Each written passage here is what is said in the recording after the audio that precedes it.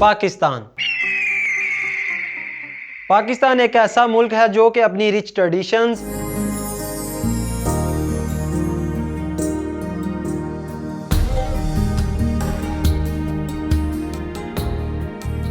मेहमान नवाजी, तारीखी विरसा, इन सब की वजह से दुनिया भर में पहचाना जाता है। लेकिन जहां इतनी खूबसूरती है वहां पर एक सख्त हकीकत भी है। हकीकत यह कि हमारे मुल्क में आज भी हजारों केसेस पेंडिंग पड़े हुए हैं। इंसाफ की रवानगी स्लो है और कभी कभी इंसाफ मिलता ही नहीं। उन्हीं अधूरे केसेस में से एक नाम है द इकबाल मसीह केस। इकबाल मसीह जो कि था तो एक छोटा सा बच्चा लेकिन एक बहुत बड़ा हीरो था। आज की इस वीडियो के अंदर हम उसी बच्चे की कहानी सुनेंगे। एक ऐसी कहानी जो कि ना सिर्फ दुख और जुल्म की है बल्कि हिम्मत, ताकत और रेवोल्यूशन की है।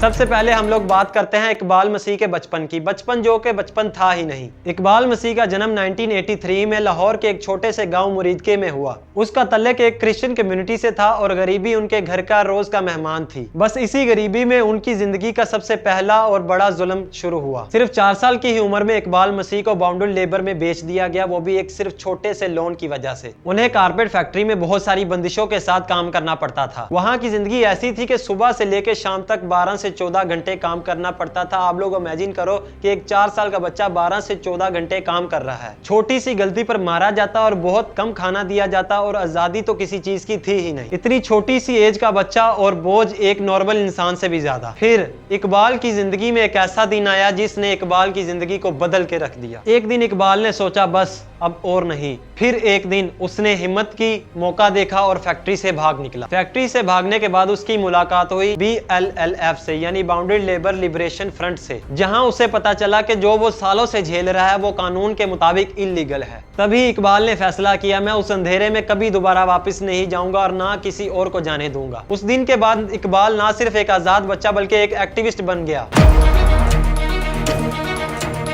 कारपेट फैक्ट्री में कम खाना मिलने की वजह से उसका जिस्म तो छोटा रह गया था लेकिन उसकी आवाज पूरी दुनिया में गूंज रही थी। इकबाल ने अपनी स्पीचेस से, रैली से और अपने रियल लाइफ एक्सपीरियंस से पूरी दुनिया को चौंका के रख दिया। इकबाल ने बच्चों की मजदूरी, बाउंड्री लेबर, फैक्ट्री माफिया और ह्यूमन राइट्स वायलेशन सबको एक्सपोज करना शुरू कर दिया। इकबाल 10 से 12 साल की एज में स्वीडन, कनाडा और अमेरिका जैसे बड़े मुल्कों में जाकर स्पीचेस देने लग गया। लोग हैरान हो जाते थे कि एक छोटा सा बच्चा इतनी बड़ी बात कैसे कर रहा है।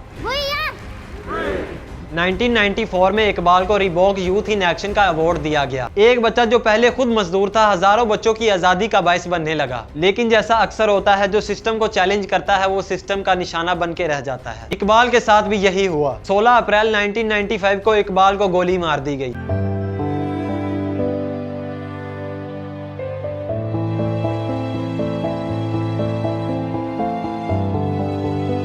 उस वक्त इकबाल की उम्र सिर्फ 12 साल थी। बहुत सारे NGOs, एक्टिविस्ट और रिपोर्टर्स का ये मानना है कि इसका मर्डर कारपेट माफिया ने किया है क्योंकि वो उसकी आवाज को हमेशा के लिए दबाना चाहते थे। लेकिन उन्हें क्या पता था कि इकबाल की बॉडी तो मर सकती है लेकिन उसका मैसेज नहीं। इकबाल खुद तो चला गया लेकिन एक ऐसी लेगेसी को छोड़ गया जो कि आज भी पूरी दुनिया को इंस्पायर करती है। आज भी इकबाल का नाम पूरी दुनिया में रिस्पेक्ट के साथ लिया जाता है। उनके नाम पर स्कूल चल रहे हैं और NGOs उनकी सोच को पूरी दुनिया में फैला रही है। बच्चों के राइट्स के लिए की जाने वाली कैंपेन उनकी कहानी सुनाती हैं। वो ये बताती हैं कि इकबाल मसीह एक नाम नहीं एक सिंबल बन चुका है। Symbol of courage, symbol of freedom और सिंबल ऑफ रेजिस्टेंस। आज भी जब चाइल्ड लेबर के बारे में बात होती है इकबाल का नाम सबसे पहले आता है। अगर आपको इकबाल की स्टोरी ने इंस्पायर किया है तो इस वीडियो को भले ही लाइक ना करें बल्कि इसको शेयर जरूर करें ताकि पूरी दुनिया में इस हीरो के बारे में पता चल सके। और कमेंट सेक्शन में बताएं कि हम नेक्स्ट किस टॉपिक के ऊपर वीडियो बनाएं। और याद रखिए इकबाल मसीह भले जिंदा नहीं लेकिन उसकी सोच जिंदा है और जब तक एक बच्चा भी मजदूरी करेगा इकबाल का मिशन जारी रहेगा।